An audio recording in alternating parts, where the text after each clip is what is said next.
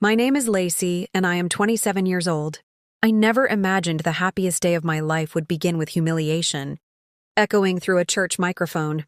But that morning, as I stood behind the wooden doors waiting to walk down the aisle, I could already hear whispers spreading through the pews like wildfire. My parents had insisted on hosting the ceremony at their church, the place where I grew up singing hymns and memorizing verses, and I thought maybe, just maybe, it meant they were finally accepting my decision to marry Daniel, a widower and the kindest man I had ever known. Instead, minutes before the ceremony began, I learned they had something else planned. The sanctuary was full, sunlight pouring through stained glass windows, guests smiling politely, unaware that my parents had asked the pastor for a few words before I entered. I remember gripping my bouquet tighter as my cousin rushed backstage, her face pale, whispering that my father was already at the pulpit. At first I assumed he was giving a blessing. Then I heard my name spoken in a tone I barely recognized. Cold, disappointed, performative. He said he loved me but claimed I was making the greatest mistake of my life. He told the entire congregation that marrying a widower meant I would always live in another woman's shadow, that I was throwing away my future, and that Daniel's past would ruin my life. The words hit harder because they were amplified, impossible to escape, bouncing off the church walls while guests shifted uncomfortably in their seats. My mother stood beside him, nodding, eyes filled not with sadness but certainty, as if public shame might still change my mind. Behind the doors, my hands trembled. But what hurt most wasn't anger, it was the realization that they never intended to support me at all. They wanted witnesses. They wanted pressure. They wanted me to walk away before the vows even began. For a moment, I considered running. Not from Daniel, but from the humiliation waiting outside. Then Daniel's 6-year-old daughter, Emma, squeezed my hand. She had been quietly coloring beside me, unaware of the drama unfolding, and looked up with innocent confidence that steadied my racing heart. She asked if everything was okay, and I realized that love sometimes arrives already carrying scars, already shaped by loss, but still capable of building something beautiful. The music cue started despite the tension, signaling it was time. I heard murmurs growing louder as the church doors slowly opened, revealing rows of shocked faces and my father still standing near the pulpit. In that moment, the scene felt unreal, almost like the dramatic headlines people click online. My parents refused to come to my wedding because my fiancé was a single dad. Except they had come, not to celebrate, but to shame me publicly. As I stepped forward, I remembered another sentence my father had just declared into the microphone. Dad said he'd ruin my life. The words hung in the air while every eye turned toward me, waiting to see whether I would break. My heart pounded so loudly I barely heard the music. Yet each step felt stronger than the last. I wasn't walking into disgrace. I was walking toward the man who had shown me patience, honesty, and a kind of love that didn't pretend life was perfect. Daniel stood at the altar, eyes red but steady, silently asking if I still wanted this. I nodded. The congregation watched in stunned silence as Emma prepared to walk ahead of me down the aisle holding a small sign. She refused to show anyone beforehand. No one knew what it said, not even me. All I knew was that something had shifted inside me. My parents believed public pressure would make me small, but instead it forced me to choose myself, my future, and the family I was about to create. And as Emma began walking forward, clutching that sign with determination far beyond her years, I sensed that whatever happened next would change far more than just my wedding day. It would change how the entire room saw us forever.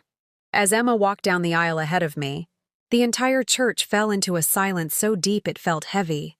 Every step she took echoed softly against the marble floor, her small white shoes moving carefully while she held the sign against her chest like it was the most important thing in the world.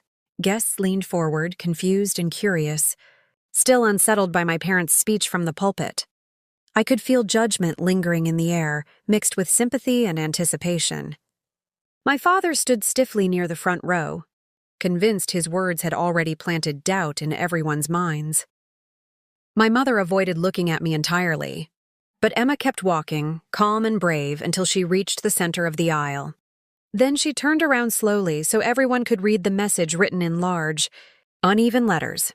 The words were simple, clearly written by a child, yet powerful enough to change the entire atmosphere in seconds. He didn't lose a wife. I didn't just lose a mom. Today we get a family again. A collective gasp spread across the room. Someone began crying almost immediately. The tension that had filled the church cracked open all at once. Replaced by something raw and human, I saw guests covering their mouths, wiping tears, and even the pastor lowered his head as if realizing the moment had become something far greater than a ceremony. Daniel broke down first, pressing his hand over his face as emotion overwhelmed him. I felt my own vision blur, realizing Emma had understood everything adults failed to see, that this wedding wasn't about replacing the past, but healing from it. The words my father had spoken minutes earlier suddenly sounded small compared to the honesty of a 6-year-old child. Whispers turned into quiet sobs, and the same people who had listened politely to my parents now looked ashamed for ever agreeing silently with them. Someone near the back began clapping softly, not loudly enough to disrupt the moment, but enough to signal support. Then another joined and another, until the church filled with gentle applause that felt like acceptance washing over us. My father's confidence visibly faded. His shoulders dropped as he realized the narrative he tried to control had slipped away. For the first time that day, he looked uncertain. I walked forward the rest of the aisle with tears streaming down my face, no longer embarrassed, no longer afraid. When I reached Daniel, Emma slipped her hand into mine and placed it together with his, smiling proudly as if she had just fixed something broken. The ceremony continued, but now every word felt meaningful instead of tense. Our vows weren't just promises between two people. They were promises to rebuild, to support, and to choose love despite judgment. A guest quietly recorded the moment on their phone, capturing Emma's sign, the crowd's reaction, and the transformation of the room from criticism to compassion. I didn't think much about it at the time. I was too focused on the warmth surrounding us, the feeling that we had crossed an invisible line from rejection into belonging. 2 days later, while we were still on our honeymoon, my phone exploded with notifications.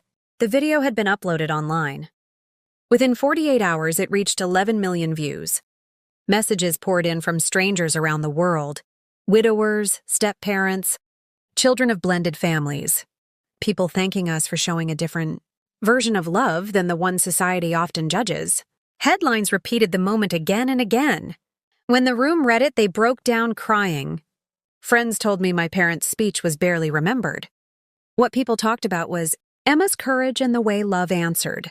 Humiliation without anger.